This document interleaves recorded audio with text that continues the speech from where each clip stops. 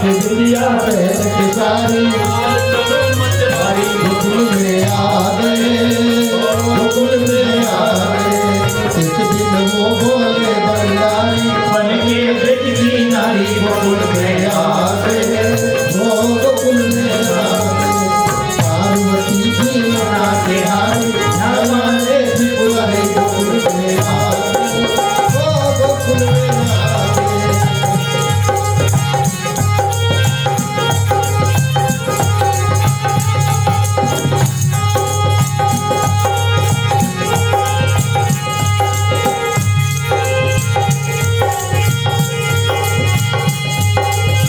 हंस के सती ने कहा बलिहारी जाऊं इस रूप में, इस रूप में। हंस के सती ने कहा बलिहारी जाऊं इस रूप में, इस रूप में। एक दिन तेरे लिए आए थे मुरारी इस रूप में, इस रूप में। मोहिनी रूप बनाया मुरारी, मोहिनी रूप बनाए मुरारी, अब है तुम्हारी बारी गोकुल में आ गए, वो गोकुल गोकुल में आ गए। गोकुल में आ गए, गोकुल में आ गए। एक दिन वो बोले बंडारी बन के ब्रज की नारी गोकुल में आ गए, वो गोकुल में आ गए। पार्वती जी मनाते हारी नहीं माने त्रिपुरारी गोकुल में आ गए, वो गोकुल में आ गए।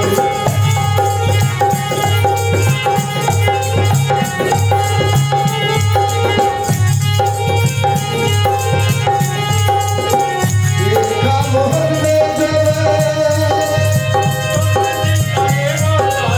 आरे सारे आए,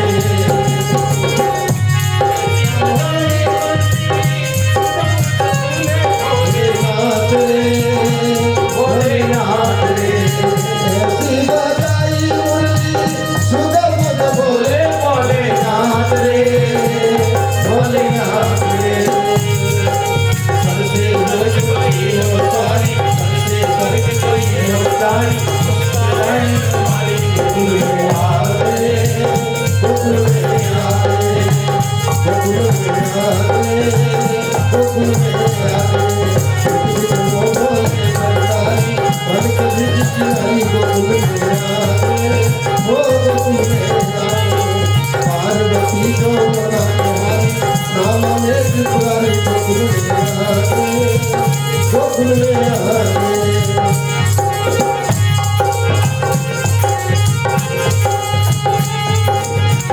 दिले बजाना तेरा तुमसे कोने से बनाम रे, बनाम रे। दिले बजाना तेरा तुमसे कोने से बनाम रे, बनाम रे। तब से बनाए तेरा भोले राम रे, बनाम रे।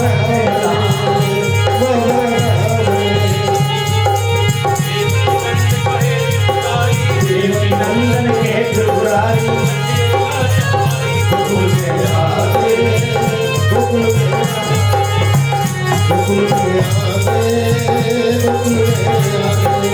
एक दिन वो बोले बंडारी बन के ब्रज की नारी गोकुल में आ गए, गोकुल में आ गए, गोकुल में आ गए, वो गोकुल में आ गए। पार्वती को मनाते हारी रामा ने त्रिपुरारी गोकुल में आ गए, गोकुल में आ गए, गोकुल में आ गए, गोकुल में आ गए। कानूड़ो कदम पर पांचरी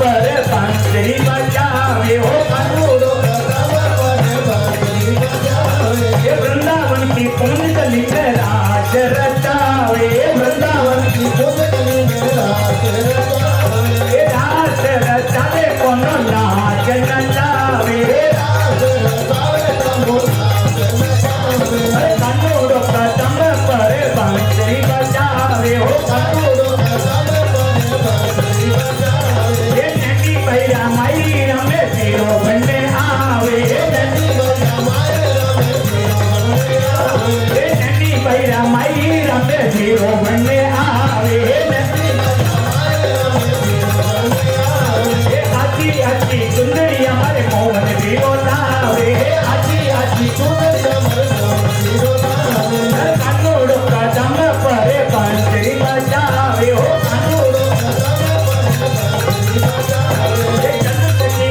नीर की हरि गुण गावे कानूरों का दम पर बांसुरी बजावे हो ये नाचे खेले कौन गोपियां आनंद मनावे हो ये नाचे खेले कौन गोपियां आनंद मनावे ये नाचे खेले कौन गोपियां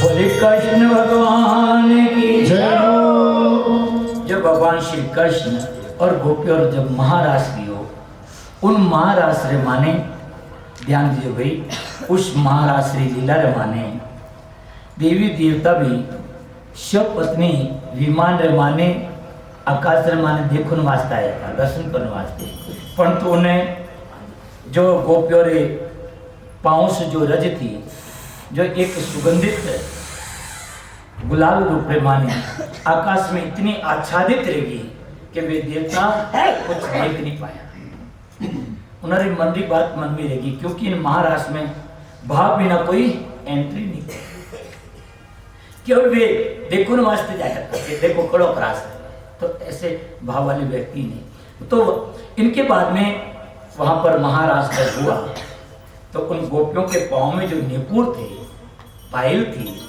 उन पायलों की आवाज इतनी मधुर थी कि देवताओं की जो दुंदुबियां ना वे दुंदुबियों की आवाज भी वहां पर फीकी पड़ गई और गोपियों के उस महाराज के अंदर कृष्ण के जो महाराज का राउंड था जो गोल जो चक्र था घूमने का उस चक्र के सामने ग्रह नक्षत्रों का चक्र भी वहां पर फीका हो गया इतनी तेज राउंड वहां पर चल रहा है गोरी गोपियों के बीच में कृष्ण श्याम वर्ण में मानो सोने की मणि की तरह वहां पर मणि में सोने की मणि में नील मणि की तरह चमक रहे थे कृष्ण का शरीर जब इस तरह से महाराज हो रहा था उस महाराज के अंदर कोई गोपी थक जाती तो कृष्ण उनको सपोर्ट करते अपने कंधा उनको देते उन गोपियों के उस महाराज के अंदर जो मस्तिष्क पर जो पसीने की जो बूंदे थी ना वो बूंदे वहां पर हीरे पन्ने मोतियों की तरह चमक रही थी हीरे पन्ने मोतियों का भी प्रकाश वहां पर फीका पड़ गया इतना उनका तेज था क्योंकि वो भक्ति और पूर्ण समर्पण की बूंदे थी वहां पर क्या कहे कोई गोपी जब नृत्य करते करते थक जाते तो भगवान उनको सपोर्ट करते कोई गोपी पान चबाती हुई अपना आधा पान खुद चबाया और आधा कृष्ण को वहां पर दे रही इस महाराज के अंदर उनके मस्तिष्क में जो पुष्प थे गोपियों के वहां पर वो इतने आच्छादित हो गए कि पुष्प वर्षा करने वास्ते देवता लोग आया था अपने अपने विमान में हैं फूल भरभरने परंतु वे फूल वे भी वहां उनके कम पड़ गए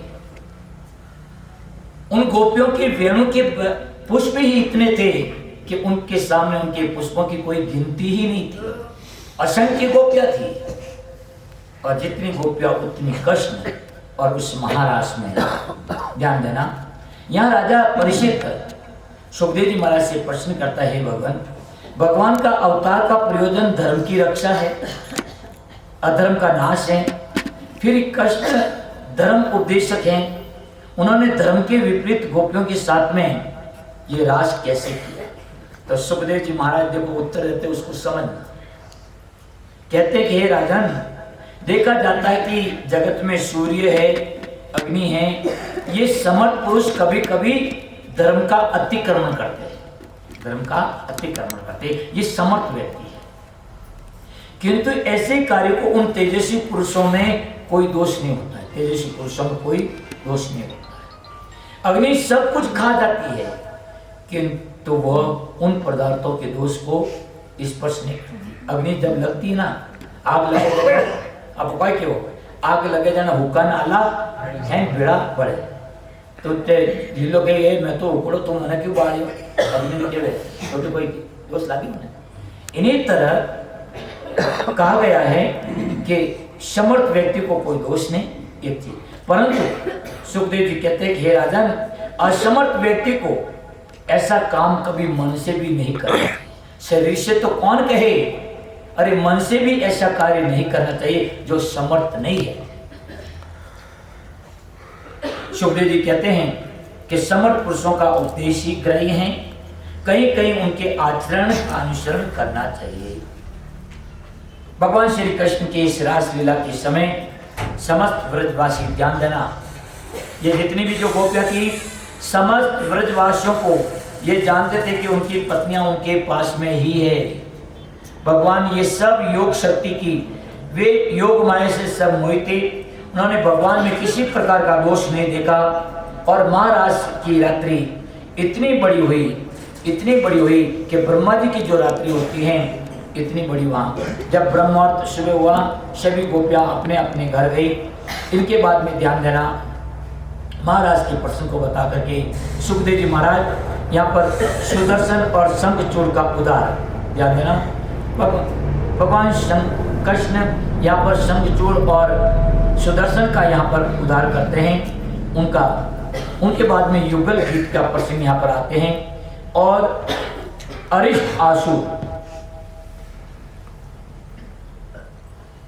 आसुर जो है वो आता है, बड़ा वृद्ध मोटा बैल बनकर के आता है, बड़ा विशाल बैल के रूप में आता है और उनके पांवों से पूरी पृथ्वी में कंपन पैदा होता था। उनका इतना विशाल काय के आकाश को स्पर्श कर रहा था। वहां पर उन वृत्त आकार वाले अष्टासुर को देख करके, अष्ट आसुर को देख करके सब व्रज के नर नारी बालक सब भयभीत हो गए।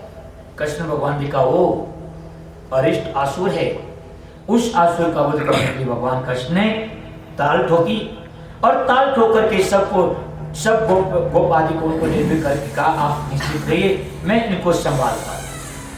भगवान कृष्ण ने उन अरिष्ट आसुर का सिंह पकड़े और पकड़ करके इतना धक्का दिया कि कई योजन उनको पीछे धकेल दिया और धकेलते वो वहां पर पड़ा, फिर वापस खड़ा हुआ और भगवान कृष्ण ने उस अरिष्ट आसुर को लेकर के ध्यान देना जोर से घुमा करके उनको पछड़ा और अरिष्ट आसुर का जय वध किया। तो देवताओं ने पुष्पों की वर्षा की और सारे व्रज के नर नारी सब वहां पर जय जयकार कर दे, कृष्ण भगवान की, कृष्ण भगवान की। जब अरिष्ट आसुर का नाश हो गया तो नारद जी महाराज सीधा एक कंस कन किया, नारद जी महाराज एक कंस कन किया और कंस ने जाने क्यों, अरे कंस जो यशोदा रो छोकरो नहीं नंद बाबा रो, वो यशोदा और नंद बाबा रो नहीं है, वो वसुदेव और देवकी रो छोकरो है। कंस ने नारद जी महाराज जाने उठे भेद खोल दिया। जब इस तरह से भेद खोल दिया तो ध्यान देना, कंस ने अक्रूर जी महाराज को बुलाया और अक्रूर जी महाराज को, क्योंकि अक्रूर जी महाराज और नंद बाबा रे अच्छी मित्रता थी तो इन्होंने सारे भेद कृष्ण को लेकर आएंगे। तो अक्रूर जी महाराज को कृष्ण और बलदेव को धनुर्यज्ञ में लाने के लिए उनको भेजा। उन्होंने वहां पर ध्यान देना केसी और भीमासुर को भेजा, भगवान ने उनका भी वध किया। यहाँ पर जब अक्रूर जी महाराज को वहाँ कृष्ण और बलदेव को लाने के लिए भेजा, कंस ने कहा कि हे अक्रूर जी महाराज, आप जाइए, जो नंद बाबा के यहाँ पर कृष्ण और बलदेव हैं, वे देवकी और वासुदेव के पुत्र है, उनको आप यहाँ धनु यज्ञ के अंदर लेकर आवे। फिर वहाँ पर अपनी सारी बातें बताई कि हे अक्रूर जी महाराज, वो इधर आएंगे तो यहाँ चाणूर मुझे आदि हैं, मल युद्ध के अंदर वध करा देंगे, फिर आप रहेंगे, हम रहेंगे और अपन राज्य करेंगे, ऐसा कुछ वो बातें करता है। अक्रूर जी महाराज मन में विचार किया कि ये कंस कृष्ण को अनिष्ट कहीं करे, मन में कुछ भाव भी था, परंतु देखा कि कंस के वेश से अभी तक जो मैं दर्शन नहीं कर पाया, चलो अब दर्शन तो होगा। इस भाव से अक्रूर रथ लेकर के व्रत की यात्रा करता है। जब अक्रूर जी महाराज वृंदावन पहुंचते हैं तो कृष्ण भगवान संध्या का समय था, गायों की सेवा कर रहे थे। अक्रूर जी महाराज को आते देख करके कृष्ण भगवान को देखा, अक्रूर जी महाराज ने तुरंत रथ से अपने नीचे उतरे और कृष्ण और बलदेव के चरणों में उन्होंने साष्टांग दंडवत किया, क्योंकि अभी तक केवल सुना था, परंतु कृष्ण के कारण वे जा नहीं पाए, मिल नहीं पाए, और आज मिलन मत उन्होंने अक्रूर जी महाराज ने भगवान कृष्ण को प्रणाम किया। कृष्ण भगवान उनको अपने हाथों से उठा करके अपने नंद बाबा के पास में, यशोदा के पास में लेकर गए और वहां जाकर के अक्रूर जी महाराज नंद बाबा और यशोदा से मिले। फिर बाद में कुछ थकान आदि मिटने के बाद में कृष्ण भगवान अक्रूर जी महाराज के पास में आए रात्रि में, और आकर के कृष्ण भगवान ने वहां पर हालचाल पूछा। भगवान ने कहा कि हे अक्रूर जी महाराज, आपको यहाँ आने का रास्ते में कोई तकलीफ तो नहीं हुई? अपने बांधु, कृष्ण भगवान कहा कि मैं अपने बंधु बांधवों का क्या समाचार पूछूं? हे अक्रूर जी महाराज, काका जी, मेरे ही कारण मेरे माता और पिता देवकी और वसुदेव कंस के कारागृह के अंदर बंदी हैं। उनके द्वारा दी जाने वाली यातनाओं को वे सहन कर रहे हैं। उनके बच्चे मारे गए देवकी के। मैं भी चाहता था कि आप लोगों में से कोई हमसे मिले। आज हमारी है अक्रूर जी महाराज, चाचा जी, आज हमारी अभिलाषा इच्छा पूरी हुई। आप अपने आगमन का प्रयोजन बताइए। हे अक्रूर जी महाराज, आप कैसे आए, आपके आने का क्या प्रयोजन है? तो वहां पर अक्रूर जी महाराज सारी बातें की बातें नारद जी ने आकर के सारा भेद बता दिया, और वो आपको कंस धनुर्यज्ञ के बहाने आपका अनिष्ट करने के लिए वहां पर कृष्ण ने कहा कि हे अक्रूर जी महाराज, आप चिंता नहीं करें, आप निश्चित रहे, हम चलेंगे। आप आए हैं, आपके साथ हम चलेंगे। प्रातःकाल हुई, अक्रूर जी महाराज यमुना में स्नान करते हैं। ध्यान देना, इस दिन रात्रि में कृष्ण भगवान अपनी मैया यशोदा के पास में सोते हैं, मैया के पास में शयन करते हैं। मैया को भी नींद नहीं आ रही है और कृष्ण को भी नींद नहीं आ रही है। कृष्ण के मन में एक ही भाव है कि जो माँ यशोदा का जो एक वात्सल्य मुझे मिला, एक जो दुलार मिला, आज की बात में ये दुलार वापस मुझे नहीं मिले। कृष्ण के मन ही मन अंदर रुदन है अपने मैया के वात्सल्य आत्मीयता को। मैया को भी नींद नहीं आती। उनको लगा कि पता नहीं ये कृष्ण जो कल मथुरा जा रहा है, ये जो जाएगा सो ये जाएगा, वापस ये नहीं आएगा। माँ यशोदा भी अंदर से उनको ऐसा आभास हो रहा है। मैया ने कहा, लल्ला तू सो जा, परंतु मैं कृष्ण को निंद्रा नहीं आ रही। कृष्ण बैठा है वहां पर।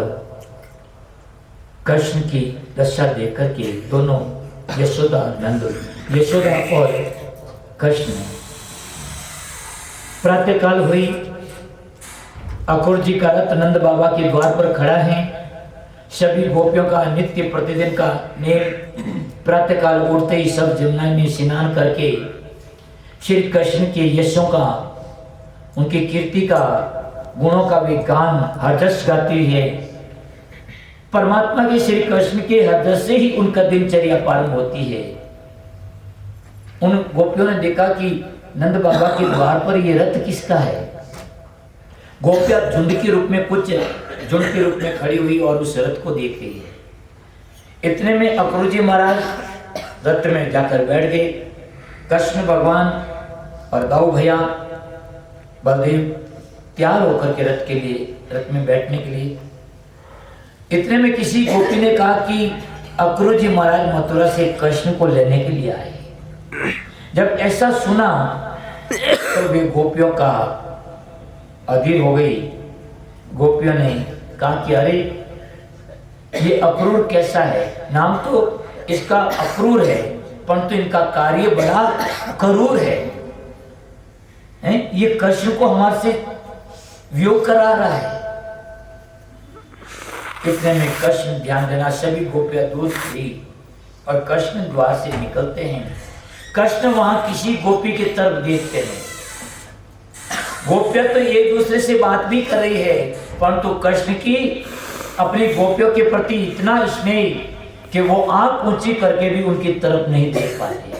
कृष्ण को पता है कि मैंने आंख ऊंची करके भी एक बार भी मैंने गोपियों की तरफ देख लिया तो मैं एक कदम भी आपसे आगे नहीं बढ़ पाऊंगा। कृष्ण इस तरह से इसलिए उनकी तरफ देखता ही नहीं है, किसी की तरफ नहीं देखता। जब कृष्ण उनकी तरफ नहीं देखता तो वो गोपियां कहती, अरे देखो देखो ये कृष्ण कितना निष्ठुर है, ये अपनी तरफ देखता ही नहीं है। गोपियों का रुद्र वहां प्रारंभ हो गया कि इतना निष्ठुर बन गया। एक तो पहले प्रेम की अग्नि जल गई, प्रेम की जगा करके ये इस तरह से जल करके जा रहा है परंतु गोपियों का विरह बाहर फूट रहा है और कृष्ण का विरह अंदर की तरह है। कृष्ण का भी कोई गोपियों से प्रेम कोई कम नहीं था। उनको पता है कि मैंने गोपियों को देख लिया तो मैं एक कदम भी आगे नहीं रख पाऊंगा, इसलिए कृष्ण किसी की तरफ नहीं देखते, सीधे अक्रूर जी के रथ की तरफ बढ़ते हैं और रथ में बैठ जाते हैं। इतने में एक गोपी ने देखा कि ये कृष्ण जो अपनी तरफ देख ही नहीं रहा है तो भला ये अपने रोके क्या रुक सकता है। इतने में एक गोपी सीधी राधा के पास में गई, वर्षा दौड़ी भागी और जाकर के राधा को कहा, हे राधे के क्या हुआ। अरे कृष्ण मथुरा जा रहा है, कृष्ण मथुरा जा रहे हैं। राधा ने कहा मथुरा जा रहे हैं, क्या हुआ कि अक्रूर जी वहां उनको लेने के लिए आई और कृष्ण वो रथ में बैठा। राधा ने कहा, अरे राधा को पता था कि कृष्ण यदि मथुरा गया सो गया, वापस आएगा ही नहीं। राधा को पूरी खबर थी। इसलिए ध्यान देना, जब कृष्ण भगवान ने काली नाग को नाथा ना, नृत्य किया था तो ये खबर कंस तक पहुंच गई कि कृष्ण जो है काली नाग को नाथ करके उनके फणों के ऊपर नृत्य किया। तो उस नृत्य को देखने के लिए कंस ने कृष्ण को बुलाया था, बुलाओ भेजा, मंत्री और सैनिकों को भेजा कृष्ण को लाने के लिए। तो वहां पर राधिका मिलती थी रास्ते में। राधिका ने पूछा, ए कटवाया कटे जा रहे हो, कोई काम है। तो वे कंस के सैनिक बोले कि हम कंस के सैनिक है। नंद को जो छोकरा नहीं कान्हा कृष्ण, उसने काली नाग के ऊपर नृत्य किया, इसलिए हमारे कंस महाराज कृष्ण का, नंद के छोकरे का नृत्य देखना चाहते हैं, उसको लेने के लिए आए। राधा कहो कि वो कृष्ण गए तो पाछो आवे ना नहीं। तो राधा कहो रस्तो पूछो तो रस्तो बता दो, जाओ गेलो। राधा कई करियो कि उठे रूप बदलियो, हम देखो बात में समझियो। राधा उठे खुद कृष्ण बनी, राधा कई बनी कृष्ण बनी और कृष्ण बन पर पाछी सामने आए। उन्होंने पूछा, अरे भाई ते कटो आया हो, कटे जा रहा हो, कोई कौन है कि यशोदा जो कन्हैया है उन्हें मोरे कंस महाराज उन्हें नृत्य देखनी चाहे। अटे जो गोकुल में नृत्य करे तो वृंदावन में वो नृत्य देखना इन वास्ते में। तो बटे राधा कृष्ण मणियोरी क्या क्या मैं ही हूँ कृष्ण के, मैं ही यशोदा छोकरो गए। यानी वे राधा कृष्ण मणियोरी बटे उन कंस रे सैनिकों हाथे मथुरा गए। हमें एक बात और समझो, राधा रो ब्याह तय रह गए। तो राधा रो ब्याह तय रह गए तो ने घरे बारात भी आई थी, बारात आई ने रात का देखो मोटे कृष्ण बन ने मथुरा रमाने कंस री सभा में नृत्य कर रही। ने राधा रे घरे थी पोटे बरात आई जिनाते ब्याह दियो तो अरियन